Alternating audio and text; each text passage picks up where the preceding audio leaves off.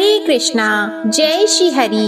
ओम नमः शिवाय। मैं हूँ वामिका और आप सभी का हमारे चैनल आध्यात्मिक सागर में बहुत बहुत स्वागत है। आप सभी का दिन शुभ हो और कान्हा जी आपकी सभी मनोकामनाओं को पूर्ण करें। आज आप सुनेंगे मार्गशीर्ष मास महात्म्य का अध्याय 19।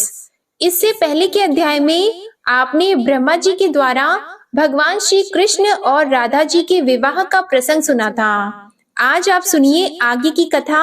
भगवान श्री नारायण कहते हैं, हे मुनि, एक समय की बात है, माधव श्री कृष्ण अन्य अन्य बालकों और हलधर के साथ खा पी कर खेलने के लिए श्री वन में गए।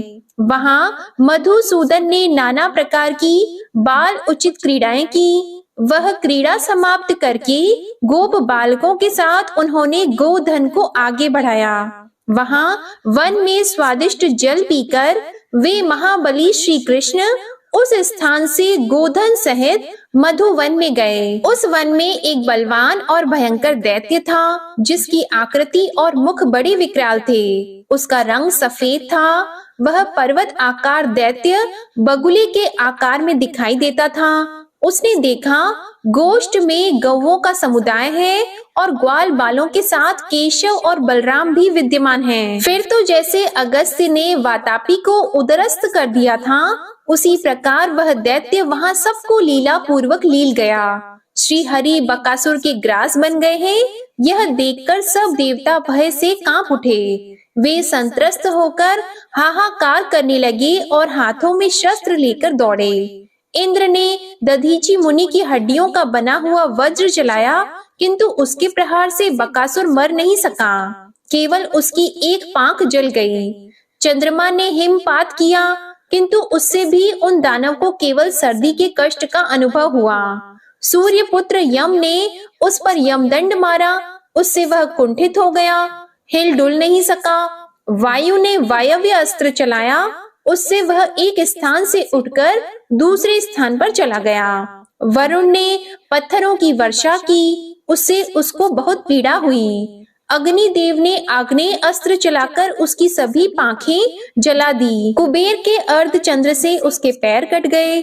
ईशान के शूल से वह असुर मूर्छित हो गया। यह देखकर ऋषि और मुनि भयभीत होकर श्री कृष्ण को आशीर्वाद देने लगे। इसी बीच में श्री कृष्ण ब्रह्म तेज से प्रज्वलित हो उठे और उन परमेश्वर ने बाहर और भीतर से दैत्य के सारे अंगों में अग्नि उत्पन्न कर दी। तब उन सबका वमन करके उस दानव ने प्राण त्याग दिए। इस प्रकार बकासुर का वध करके बलवान श्री कृष्ण ग्वाल बालों और गौओं के साथ अत्यंत मनोहर केली कदम्ब कानन में जा पहुँचे। इसी समय वहां वृष रूपधारी प्रलंब नामक असुर आ पहुंचा, जो बड़ा बलवान, महाधूर्त तथा पर्वत के समान विशालकाय था। उसने दोनों सींगों से श्री हरि को उठाकर वहां घुमाना आरंभ किया। यह देखकर सब ग्वाल बाल इधर उधर भागने और रोने लगे, परंतु बलवान बलराम जोर जोर से हंसने लगे, क्योंकि वे जानते थे कि मेरा भाई साक्षात परमेश्वर है। उन्होंने बालकों को समझाया और कहा, भय किस बात का है। इधर मधुसूदन ने स्वयं उसके दोनों सींग पकड़ लिए और उसे आकाश में घुमाकर भूतल पर दे मारा।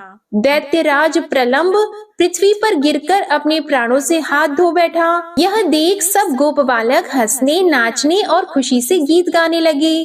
प्रलंबासुर का वध करके बलराम सहित परमेश्वर श्री कृष्ण शीघ्र ही गोचारण के कार्य में जुट गए। वे गौएं चराते हुए भांडीर वन के पास जा पहुँचे। उस समय माधव को जाते देखकर बलवान दैत्यराज केशी ने अपनी टाप से धरती को खोदते हुए शीघ्र ही इन्हें घेर लिया। उसने श्री हरि को मस्तक पर चढ़ाकर संतुष्ट होकर आकाश में 100 योजन तक उन्हें उछाल उछाल कर घुमाया और अंत में पृथ्वी पर गिर पड़ा। उस पापी ने श्री हरि के हाथ को दांत से पकड़ लिया और क्रोध पूर्वक चबाना आरंभ किया, परंतु श्री हरि के अंग वज्र के समान कठोर थे। उनके अंग का चर्वण करते ही दैत्य के सारे दांत टूट गए। श्री कृष्ण के तेज से दग्ध होकर उसने भूतल पर प्राणों का परित्याग कर दिया। स्वर्ग में दुंदुभियां बजने लगी और वहां फूलों की वर्षा आरंभ हो गई। इसी बीच में दिव्य रूपधारी पार्षद विमान पर बैठे हुए वहां आ पहुँचे। वे पीतांबरधारी, किरीट और कुंडल से अलंकृत तथा वनमाला से विभूषित थे। उन्होंने विनोद के लिए हाथ में मुरली ले रखी थी। उनके पैरों में मंजीर की मधुर ध्वनि हो रही थी। उन पार्षदों के सभी अंग चंदन से चर्चित थे। वे गोप वेश धारण किए बड़े सुंदर दिखाई देते थे। उनके प्रसन्न मुख पर मंद हास्य की छटा छा रही थी। वे श्री कृष्ण भक्तों पर अनुग्रह करने के लिए कातर जान पड़ते थे। रत्नों के सार तत्व से निर्मित दीप्तिशाली दिव्य रथ पर आरूढ़ होकर वे भांडीर वन में उस स्थान पर आए जहां श्री हरि विराजमान थे। उसी समय दिव्य वस्त्र पहने तथा रत्नमय अलंकारों से विभूषित हुए 3 पुरुष आए, जो श्री हरि को प्रणाम करके उनकी स्तुति करते हुए उसी विमान से उत्तम गोलोक को चले गए। वे तीनों पहले के वैष्णव पुरुष थे, जो देह त्याग कर दानवी योनि को प्राप्त हुए थे। वे ही इस समय श्री कृष्ण के हाथों मारे जाकर उनके पार्षद हो गए। अब नारद जी ने पूछा, हे महाभाग, वे दिव्य वैष्णव पुरुष कौन थे जो दैत्य रूप हो गए थे? इस बात को बताइए। यह कैसी परम अद्भुत बात सुनने को मिली है? तब भगवान श्री नारायण बोले, ब्राह्मण सुनो, मैं इसका प्राचीन इतिहास बता रहा हूँ। मैंने पुष्कर तीर्थ में सूर्य ग्रहण के अवसर पर साक्षात महेश्वर के मुख से इस विषय को सुना था। श्री हरि के गुण और कीर्तन के प्रसंग में भगवान शंकर ने यह कथा कही थी। गंधमादन पर्वत पर गंधर्वराज गंधवाह रहा करते थे। वे श्री हरि की सेवा में तत्पर रहने वाले महान तपस्वी और श्रेष्ठ संत थे। मुने उनके 4 पुत्र हुए, जो गंधर्वों में श्रेष्ठ समझे जाते थे। वे सोते और जागते समय दिन रात श्री कृष्ण के चरण कमलों का ही चिंतन करते थे। वे सभी दुर्वासा के शिष्य थे और श्री कृष्ण की आराधना में लगे रहते थे। प्रतिदिन कमल चढ़ाकर श्री हरि की पूजा करने के बाद ही जल पीते थे। उन चारों के नाम इस प्रकार हैं: वसुदेव, सुहोत्र, सुदर्शन और सुपार्श्व। वे चारों श्रेष्ठ वैष्णव थे और पुष्कर में तपस्या करते थे। चिरकाल तक तपस्या करने के पश्चात उन्होंने मंत्र को सिद्ध कर लिया था। उन चारों में जो ज्येष्ठ वसुदेव था, वह दुर्वासा से योग्य शिक्षा पाकर योगियों में श्रेष्ठ और सिद्ध हो गया। उसने विवाह नहीं किया। वह ब्रह्म तेज से प्रज्वलित होकर तत्काल देह त्याग कर श्री कृष्ण का पार्षद हो गया। एक दिन वे तीनों भाई चित्र सरोवर के तट पर गए और वे सूर्योदय काल में श्री हरि की पूजा के लिए कमल लेना चाहते थे। मुने कमलों का संग्रह करके जाते हुए उन वैष्णवों को जब भगवान शंकर के सेवकों ने देखा, तब वे सब उन्हें बांधकर अपने साथ ले गए। शंकर जी के सेवक शरीर से बलिष्ठ थे, अतः उन दुर्बल वैष्णवों को पकड़कर उन्हें शंकर जी के पास ले गए। भगवान शंकर को देखकर उन सब वैष्णवों ने भूतल पर माथा टेक उन्हें प्रणाम किया। शिव जी उन्हें उत्तम आशीर्वाद देकर शीघ्र ही उनसे वार्तालाप के लिए उद्यत हुए। उस समय उनके प्रसन्न मुख पर मुस्कुराहट खेल रही थी और वे उन भक्त जनों पर अनुग्रह करने के लिए कातर हो चुके थे।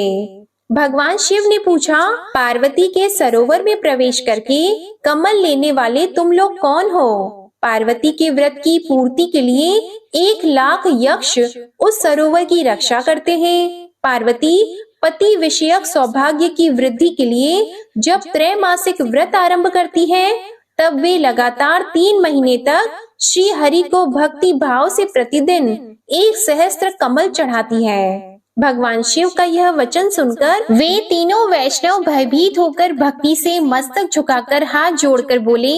गंधर्वों ने कहा, प्रभु, हम लोग गंधर्वराज गंधवाह के पुत्र गंधर्वों में श्रेष्ठ हैं। महेश्वर, हम लोग प्रतिदिन श्री हरि को कमल चढ़ाकर ही जल पीते हैं।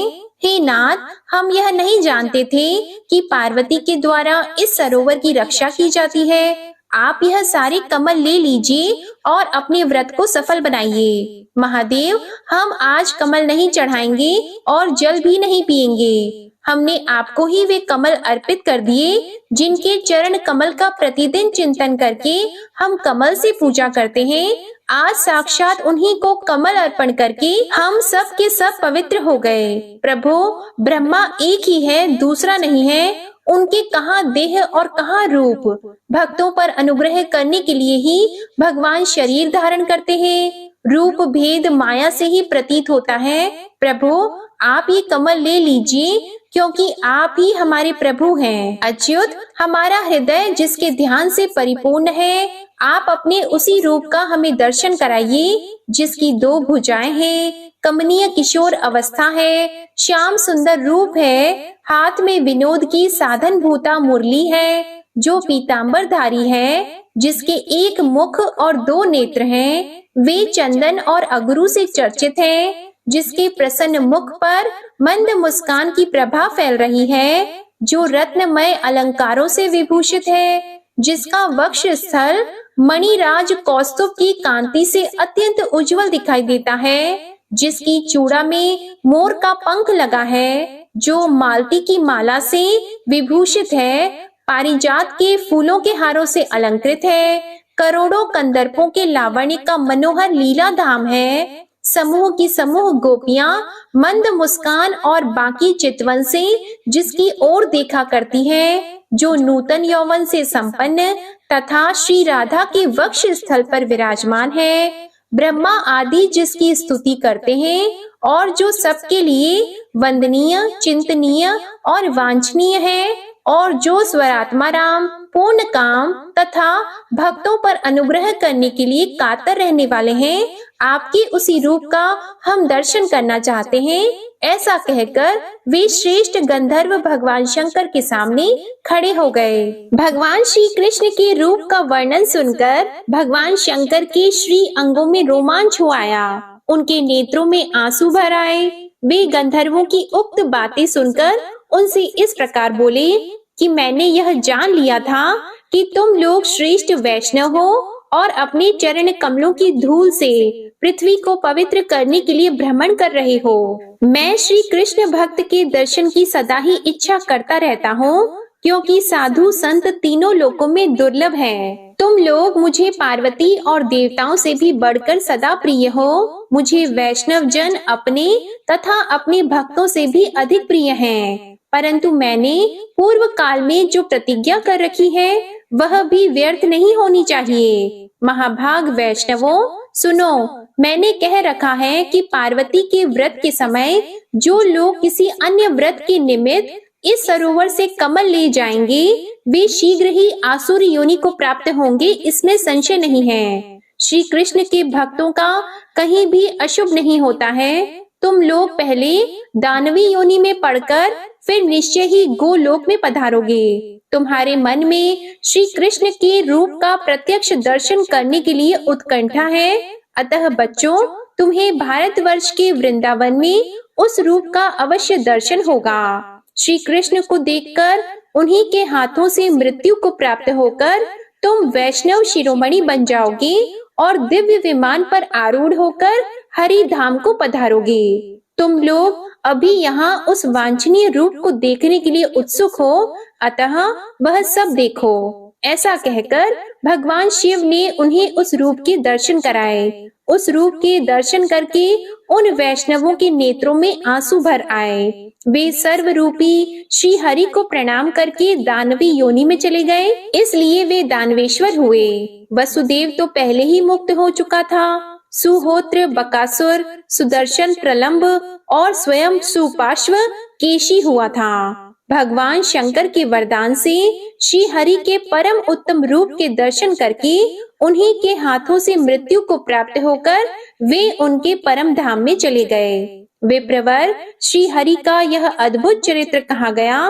बकासुर, प्रलंब और केशी के उद्धार का यह प्रसंग वाचकों और श्रोताओं को मोक्ष प्रदान करने वाला है। नारद जी ने पूछा, महाभाग, आपकी कृपा प्रसाद से यह सारी अद्भुत बात मैंने सुनी। अब मैं यह सुनना चाहता हूँ कि पार्वती जी ने कौन सा व्रत किया था, उस व्रत के आराध्य देव कौन है, उसका फल क्या होता है और उसमें पालन करने योग्य नियम क्या हैं। भगवान, उस व्रत के लिए उपयोगी द्रव्य कौन कौन से हैं? कितने समय तक यह व्रत किया जाता है और उसकी प्रतिष्ठा में क्या क्या करना आवश्यक होता है?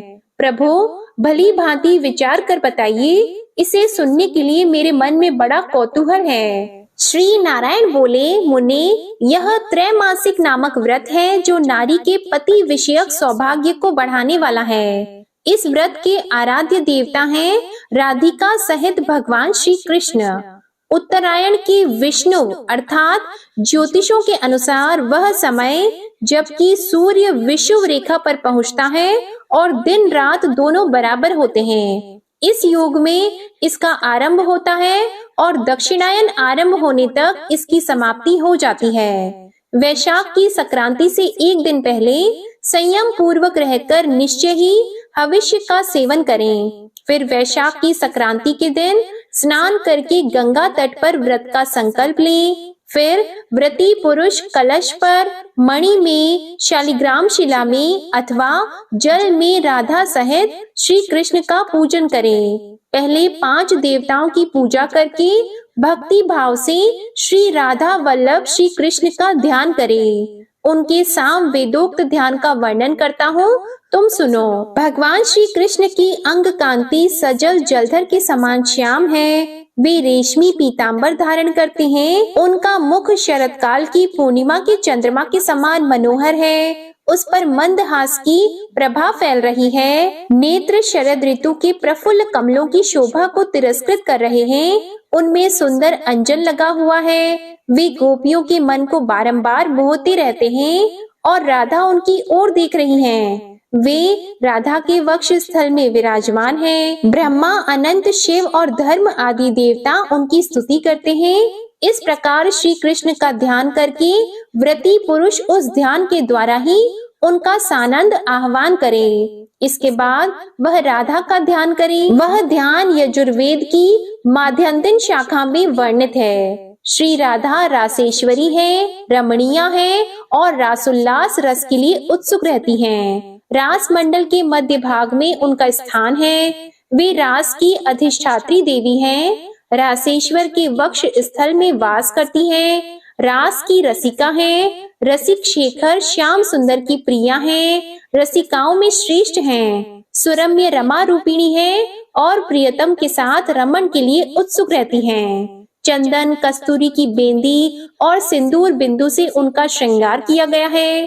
कपोलों पर मनोहर पत्रावली की रचना शोभा देती है। अग्नि शुद्ध दिव्य वस्त्र से उनकी उज्ज्वलता बढ़ गई है। उत्तम रत्नों के द्वारा निर्मित कुंडलों की कांति से उनके सुंदर कपोल प्रकाशित हो रहे हैं। ब्रह्मा आदि के भी सेवनीय श्री कृष्ण स्वयं ही उनकी सेवा करते हैं। सर्वेश्वर के द्वारा उनकी स्तुति की जाती है तथा वे सबकी कारण स्वरूपा हैं। ऐसी श्री राधा का मैं भजन करता हूँ। इस प्रकार ध्यान करके श्री कृष्ण के साथ उनका पूजन करें। प्रतिदिन भक्ति भाव से 16 उपचार चढ़ाकर पूजा करें। व्रती पुरुष प्रत्येक उपचार को अलग अलग करके सबको बारी बारी से प्रसन्नता पूर्वक अर्पित करे। मुने, नित्य प्रति 108 दिव्य सहस्त्र दल कमल लेकर उनकी 108 आहुतियां दें। भक्ति भाव से कृष्णाय स्वाहा इस मंत्र का उच्चारण करके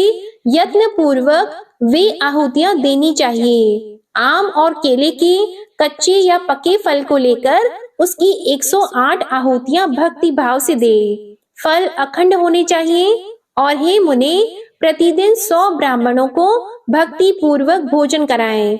व्रती को नित्य 108 आहुतियों का हवन करना चाहिए। वे आहुतियां भक्ति पूर्वक राधिका सहित श्री कृष्ण को देनी चाहिए। नारद, घी मिश्रित तिल से भी हवन करें और नित्य बाजे बजाएं और श्री हरि का कीर्तन कराएं। 3 मास तक इस नियम का पालन करके उसके बाद व्रत की प्रतिष्ठा करें। नारद, प्रतिष्ठा के दिन जो विधान आवश्यक है उसे सुनो। विप्रवर 90,000 अक्षत कमल की आहुति दें और यत्न पूर्वक 9,000 ब्राह्मणों को उत्तम स्वादिष्ट एवं मीठे अन्न भोजन कराएं। 9,720 फल तथा नाना प्रकार के मनोहर द्रव्य का नैवेद्य अर्पण करें। इसके बाद संस्कार युक्त अग्नि की स्थापना करके विद्वान पुरुष होम करें। घी युक्त तिल की 90,000 आहुतियां देकर ब्राह्मणों को भक्ति भाव से वस्त्र, भोजन, यज्ञोपवीत और फल सहित अन्न और तिल के लड्डू दें। उन लड्डुओं को गंध पुष्प से अर्चित करके देना चाहिए। साथ ही शीतल जल से भरे हुए 90 कलशों का भी दान करना चाहिए। इस प्रकार व्रत करके ब्राह्मण को दक्षिणा देनी चाहिए। दक्षिणा का परिमाण वही है जो वेदों में बताया गया है। 1,000 बैल हो और उनके सींगों में सोना मढ़ा गया हो। ब्राह्मण, इस प्रकार त्रैमासिक व्रत बताया गया है। इस सामवेदोक्त व्रत का पूर्व काल में हम दोनों ने भी पालन किया था। ब्राह्मण दूसरी स्त्रियों द्वारा उस व्रत का अनुष्ठान होता देखकर पार्वती देवी ने प्रसन्नता पूर्वक दोनों हाथ जोड़कर भक्ति भाव से सिर झुकाकर भगवान शंकर से कहा। पार्वती जी बोली, जगन्नाथ आज्ञा दीजिए, मैं उत्तम व्रत का पालन करूंगी। हम दोनों के इष्ट देव श्री हरि के व्रतों में यह श्रेष्ठ व्रत है। पार्वती की यह बात सुनकर भगवान शंकर बहुत प्रसन्न हुए। उनका शरीर पुलकित हो उठा और वे हंसकर मधुर वाणी में बोले। श्री महादेव जी ने कहा, ईश्वरी, आप महालक्ष्मी स्वरूपा हो। आपके लिए क्या असाध्य है। आप सर्व संपत स्वरूपा और अनंत शक्ति रूपिणी हो। देवी, आप जिसके घर में हो वह संपूर्ण ऐश्वर्य का भाजन है। शुभ प्रदे, मैं ब्रह्मा और विष्णु आप में भक्ति रखकर आपकी कृपा प्रसाद से ही संसार की सृष्टि, पालन और संहार में समर्थ हुए हैं। हिमालय कौन है, मेरी क्या बिसात है, और कार्तिकेय तथा गणेश क्या है। आपके बिना हम सब लोग असमर्थ हैं और आपका सहयोग पाकर हम सभी सब कुछ करने में समर्थ हैं। ऐसा कहकर भगवान शंकर ने पार्वती से उस व्रत का अनुष्ठान करवाया। पार्वती जी ने सब स्त्रियों की अपेक्षा विलक्षण रूप से उस व्रत का संपादन किया। हे नारद, इस प्रकार पार्वती जी ने जो व्रत किया था वह सब मैंने कह सुनाया। पार्वती जी के व्रत में ब्राह्मण लोग रत्न ढोकर ले जाने में असमर्थ हो गए। हे नारद, यह सारा इतिहास जो तुमने सुन लिया, अब जिसका प्रसंग चल रहा है वह श्री कृष्ण का बाल चरित्र सुनो। इसके बाद जो भी श्री नारायण भगवान ने नारद जी से कहा, इसका वर्णन आप अगले अध्याय में सुनेंगे। अब आप सुनिए श्री कृष्ण चालीसा पाठ। बंशी शोभित कर मधुर, नील जलद तन श्याम, अरुण अधर जनुबिंब फल, नयन कमल अभिराम, पूर्ण इंद्र अरविंद मुख, पीतांबर शुभ साज, जय मनमोहन मदन छवि, कृष्ण चंद्र महाराज। जय यदुनंदन जय जगवंदन, जय वसुदेव देवकी नंदन, जय यशोदा सुत नंद दुलारे, जय प्रभु भक्तन की द्रुग तारे, जय नट नागर नाग नथैया, कृष्ण कन्हैया धेनु चरैया, पुनि नख पर प्रभु गिरिवर धारो, आओ दीनन कष्ट निवारो, वंशी मधुर अधर धरि टेरो, होवे पूर्ण विनय यह मेरो, आओ हरि पुनि माखन चाखो, आज लाज भारत की राखो, गोल कपोल चिबुक अरुणारी, मृदु मुस्कान मोहिनी डारी, राजित राजीव नयन विशाला, मोर मुकुट वैजंती माला, कुंडल श्रवण पीत पट आछी, कटी किंकिणी काचनि काछी, नील जलज सुंदर तनु सोहे, छबि लखि सुर नर मुनि मन मोहे, मस्तक तिलक अलक घुंघराले, आओ कृष्ण बांसुरी वाले, करि पय पान पुत नहीं तार्यो, अका बका का गासुर मार्यो। मधुवन जलत अगिन तब ज्वाला, भय शीतल लखतहि नंद लाला। सुरपति जब ब्रज चढ़यो रसाई, मूसर धार वारी वर्षाई। लगत लगत व्रज चहन बहायो, गोवर्धन नख धारी बचायो। लखी यशोदा मन भ्रम अधिकाई, मुख मंद 14 भुवन दिखाई। दुष्ट कंस अति उधम मचायो, कोटि कमल जब फूल मंगायो। नाथी कली यहीं तब तुम लीन है, चरण चिन्ह दे निर्भय कीन है। करि गोपिन संग रास विलासा, सबकी पूर्ण करि अभिलाषा। केतिक महा असुर संहार्यो, कंसहि केस पकड़ी दे मार्यो। मात पिता की बंदी छुड़ाई, उग्रसेन कह राज दिलाई। महिषी मृतक छहो सुत लायो, मातु देव की शोक मिटायो।